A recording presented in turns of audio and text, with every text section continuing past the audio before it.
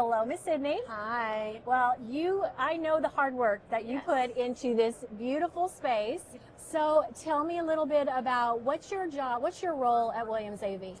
So I'm a marketing specialist, but I always add in and event specialist because it shouldn't be, but about 80% of my job ends up being involved with trade show prep, planning, design, and execution as well. So what's your favorite part of this of the prep part, the planning part? The planning part? Yeah, what do you enjoy about that? I enjoy getting to start a new project. Yeah? Figure out how we're changing things, how we're going to make it better, because every single show that we do, it gets just a little bit better. And so sometimes it gets a little scary, like what are we going to do to make it better? But we always find a way. But I think it's interesting, you're thinking about what we're going to do every time to get it better, but every show you're doing, I think your products are almost evolving as quickly. Yeah. You have the challenge of every show integrating what's new coming in and what we're not going to showcase. So how do you guys decide what's going to be the hot product or the hot showcase at that show? Well, with Williams AV, we're a highly innovative company. So anytime we are seeing or launching a product, it's because it's in demand and it's going to take our business further. So for a lot of the products, it's whatever the newest technology is, like Oracast. But ultimately for me, I have to determine what can we cut back on. Yeah. Because we have such a diverse product line. I mean, we are standing in front of FM, which is our oldest solution, but it's still here,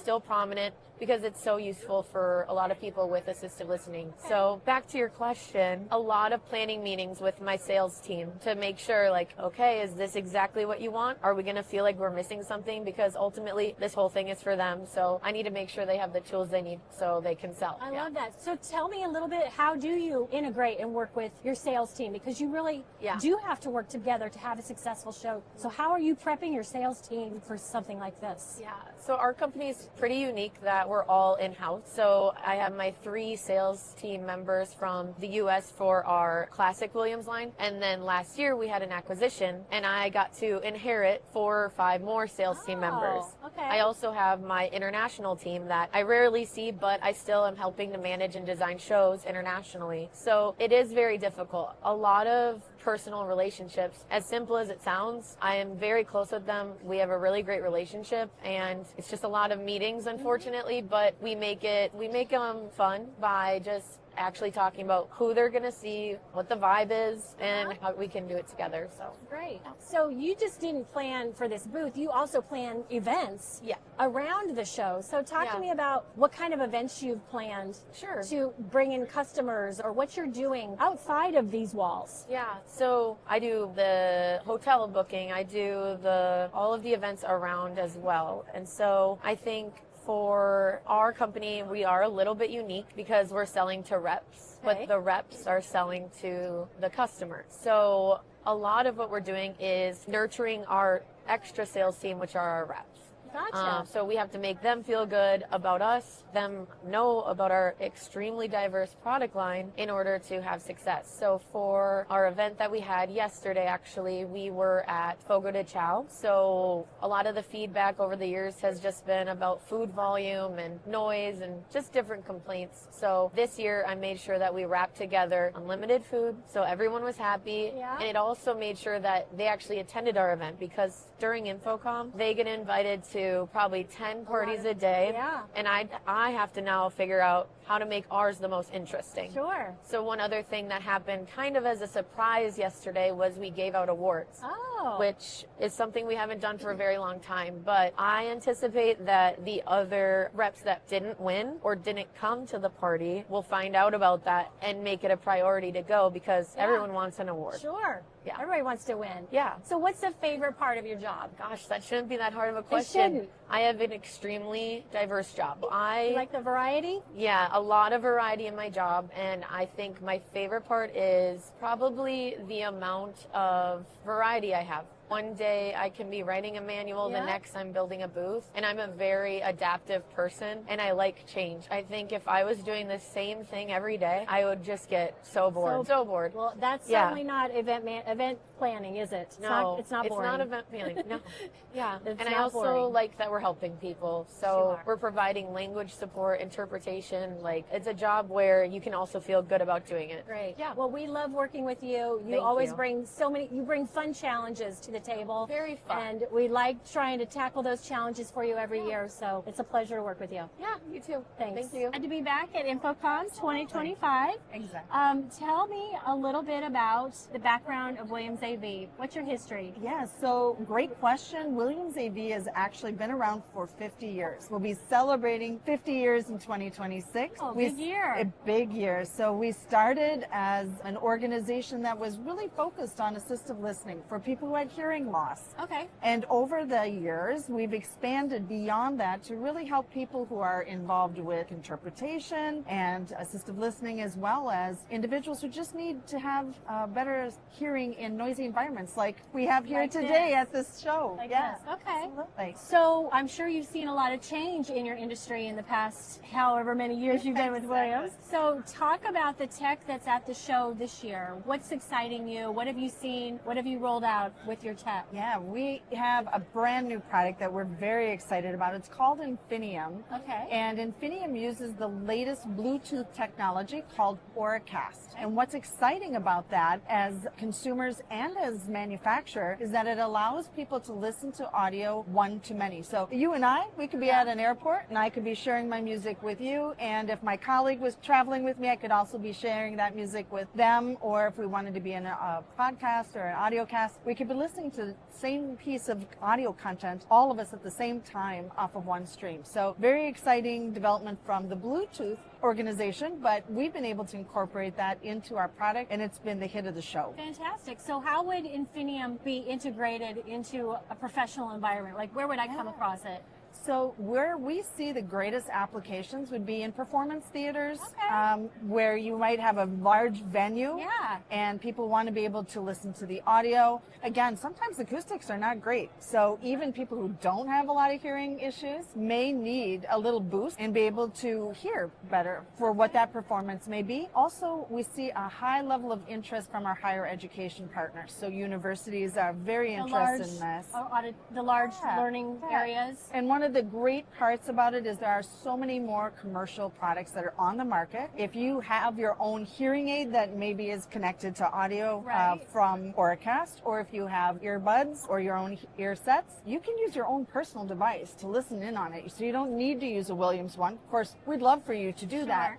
But consumers can use their own, and that makes a world of difference. Oh, that's fantastic. That's exciting. Yeah. So as the director of marketing at Williams, tell me a little bit about your team and who do you manage? What's your team look like? Yeah. So we're a big and small company all at the same time. We have a mighty team of 3 individuals Oh, wow. that are running our organization. We're about a $30 million company, and between the 3 of us, we handle everything from the content to managing the logistics of our events to working with some outside partners like yourself and a lot of our creative individuals too to help pull this all together. So it's really a team effort of both internal team and our external partners. Wow. And so what's a challenge that you've had to overcome with having such a small team? How do you manage something this big with such a small team? What's the key to that? Yeah, that's a great question. I think it really comes down to alignment. So starting out with a clear plan of what we want to accomplish at those events. Love that. Making sure that is aligned with what our sales team wants to accomplish. So you have to have this marketing and sales aligned, and then making sure you share that alignment with our partners so that everybody is on the same page when we're putting things together, that they can build a successful booth together. Oh, that's fantastic. Alignment. Alignment. That's the word. That's the key. That is the that key. is the word. So then how do you measure success when you guys walk away from here? How are you measuring your success? Yeah, an excellent question. So there, lots of different ways to measure success at an event. One of the things we look for is how much engagement we get at our stations. Okay. And what we can do to pull in our existing partners and have them bring their clients in. So we do spend quite a bit of outreach prior to the show. So a lot of pre-marketing activities to bring people in. And then we make sure that we scan everybody. So I know that seems old school, but everybody gets scanned even if we've seen you before. But we want to know which of our partners are getting our communications, who's actually acting upon it and bringing clients into the booth to see our products. Because we don't sell direct, we need to make sure that we're bringing in our channel partners to help do that job for us. So it really is heavy activities on that pre-show marketing, and then measuring it is coming, who's at our booth and what are they bringing, who are their clients that they're bringing. Right. Well, one final question. As an experienced event marketer, if somebody were coming up and said, hey, what's this event marketing all about? Am I the right fit? What is it all about? What kind of key advice would you give to somebody who's considering coming into event marketing? I would say to them that they really need to consider, are they a well-organized individual? Because there are so many details. So they have to be comfortable with managing a lot of details, a lot of deadlines, and being okay with that. And things shift and change quite a bit. So one day you might think you've got your products out the door and on their way to the destination, and something happens and you have to pivot, and it can be stressful. So as a new individual coming into this kind of role, they really need to be comfortable with change and being okay with that. And I would say that is a key piece. And of course, staying organized with all of the many details. So true. Well, we really appreciate the partnership, working with Williams AV. Love the booth and love the relationship. So thank you so much. You're welcome. Appreciate your time. Great to talk to you. Thanks, Karen. You're welcome. All right. Inga, thank you so much for joining us here at InfoComm. Thank you for the invitation. I'm really happy that you guys are here. This show is really cool. It's lovely to see all of the cool technology and everything come to life. I'm sure it's a lot of blood, sweat, and tears that you've put into getting this thing up. As always. But we're very happy to be here, and we're very happy that we have so much visitors paying the effort to come and see us. I know, it's beautiful. So can you tell me a little bit more about your company and who you guys are and what you do? Yes. So Barco is a Belgian-American radio corporation. We started back in 1934, so that's 91 years ago. And we started with radios. From radios, we went over to jukeboxes. From jukeboxes, we went over to television sets. From television sets, we began a spin-off, in-flight entertainment, but with these very big CRT projectors. For like movie theaters and such, right? Yes, correct. Very cool. So everybody in the same plane had to look at the same screen, no choice whatsoever for movie. And then, of course, now we're in cinema theaters. So 1 out of 2 cinema theaters is powered by a Barco projector. We're in rental and staging, so concerts, Eurovision Song Festival, stuff like that, projection mapping. Then we have the control rooms division. And then we also have ClickShare, which is the collaboration tool. Oh, very so cool. We're quite widespread in 3 different markets. So over the entire lifespan of the company, you guys have really evolved, yes, very much so. With how everyone consumes content. Correct. Yes, correct. Oh, I love that. We could talk about that all day. Yes, that's true. And content remains very critical, but we try to display the content as good as we can. Well, I'm sure that has had a play also, right, when we're here talking about events and putting on a really good show and showing up, standing out on the floor. How has technology evolved in how you incorporate it on the floor in your booth? So technology is going at such a very high speed. What we try to do is really showcase our solutions so that customers see, they have a solution for the application that I need. And that's just like this. I mean, just this like is so eye-catching, right? Yes, correct.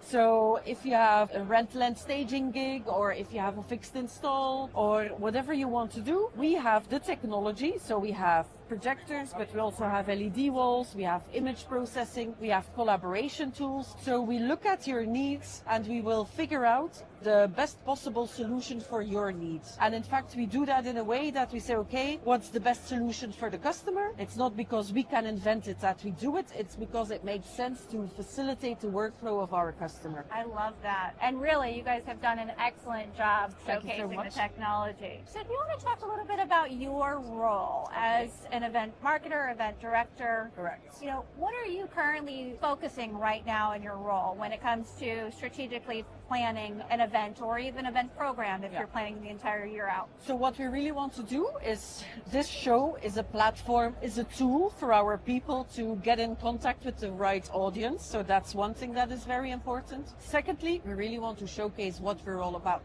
our capability, listen to the needs of the customers and how we can interact with them. So that's also very important. My role as a corporate event director, I would like to see that we come across as one facing several markets, which is is very important because, for example, the projection guys like a bit darker environment so that their images get a nice pop. But then again, collaboration needs quite a lot of place to welcome all their customers. So it's finding a balance between the needs of our customers. Now, how do you strategically plan or anticipate success? Or I should ask, how do you measure success at the end of the day? And how do you present that to stakeholders within your company? So the thing is, of course, this is quite an investment. And we look at, first of all, strategically, what role has Barco to play in the ecosystem?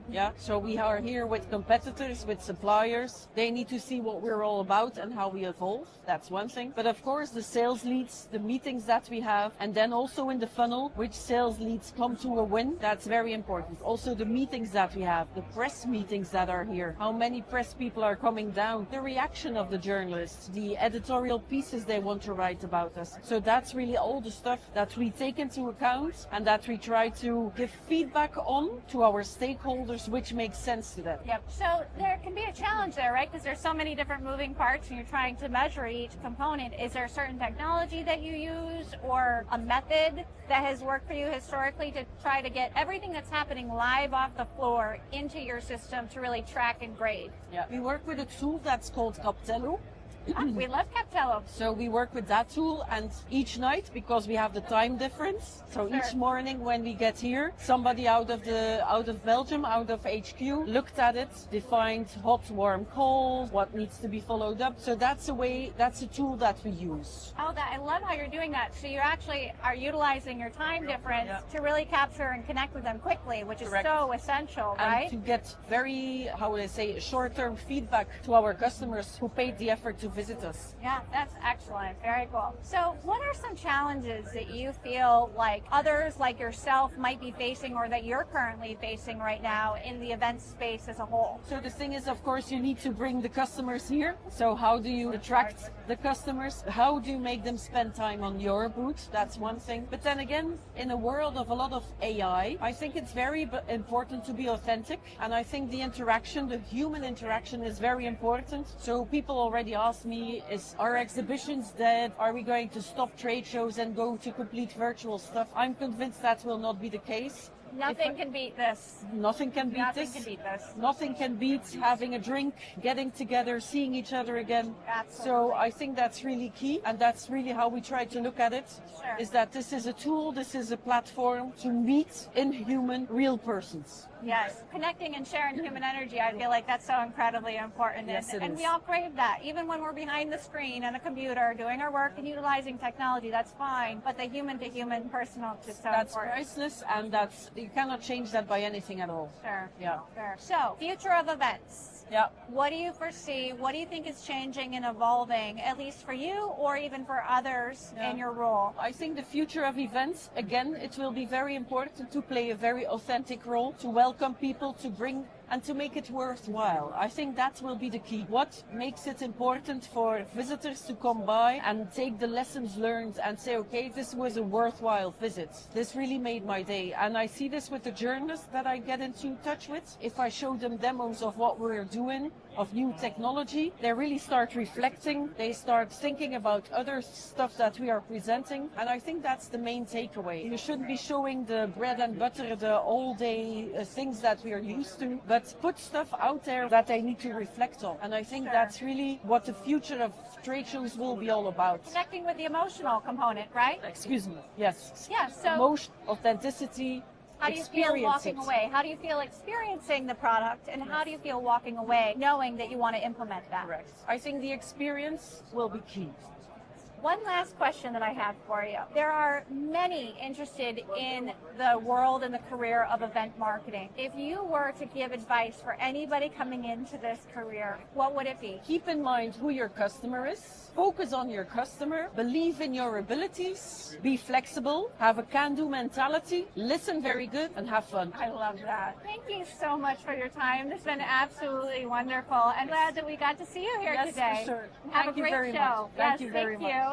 Okay, Bianca, we're back on the podcast. Hi. Good to have you. Thank you. Yeah. So tell me about yourself a little bit and how you got into events. So it feels like it's been a really long journey. At the beginning, I was studying marketing and I loved it. But when I got out, I realized that really wasn't my only passion. And I discovered events and I dipped into that a bit. I went back to school, studied event management. And then when I got into the workforce, I got my first event planning job and I just found this love and passion for the industry. And I've been doing it ever since. I've been doing this for, I think, a little over 20 years now. I can't believe I'm saying that, but it's been about 20 years and I've never stopped loving it. So something that I would share with anybody trying to get into the industry of events is you have to love it and you have to have a passion for it or it just won't work out because there's so much that goes into it, so much hard work and dedication that's required that it really needs to be a passion. But once you're there and you do have love and passion for it, I think you'll be unstoppable. Yeah, and hard to get out of. I know a lot of people that get into events and then they never kind of leave, honestly. No, you might switch industries, but I think you'll always stay in planning events. Yeah. And so I know, now we're here at one of your trade shows, right? It's one of, second biggest or one of them that you guys do that you go all out for. So what takes planning, like leading up to it? How long does that typically take? What do you have to go through internally and with sales maybe, or how you connect the pieces all together to make what we're standing at now? So we are an audio conferencing company and I take about anywhere between 6 to 8 months planning a show at this level, and it involves many people. Our stakeholders are a mix of people from marketing, sales, products, development. It really is all hands on deck kind of situation.